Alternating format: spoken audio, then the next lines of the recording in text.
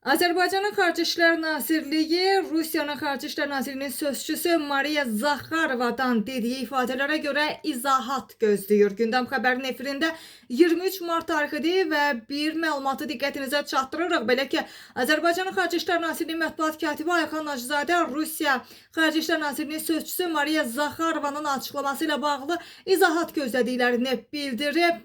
Belə ki, Azərbaycan Xarici İşlər Nazirliyinə istinadən məlumat verir ki, Mariya Zaxarovanın son brifinq zamanı səsləndirdiyi fikirlər qeyri-məqbul hesab edilib. Belə ki, Rusiya Federasiyası Xarici İşlər Nazirliyinin mətbuat katibi Mariya Zaxarova son mətbuat brifinqi zamanı Ermənistanın baş naziri Nikol Paşinyanın din xadimləri ilə bağlı səsləndirdiyi fikirlərə dair suala cavab verərkən mövzu ilə heç bir əlaqəsi olmayan şəkildə Azərbaycanın ümumilli lideri Heydər Əliyevin adını hallandırmağa cəhd eləməsi qəbul edilməzdir deyə Xarici İşlər Nazirliyinin rəsmisi vurğulayıb. O bəyan edib ki, ümumilli lider Heydər Əliyevin adının bu şəkildə xatırlanması onun irsinə və Azərbaycan xalqına hörmətsizlikdir.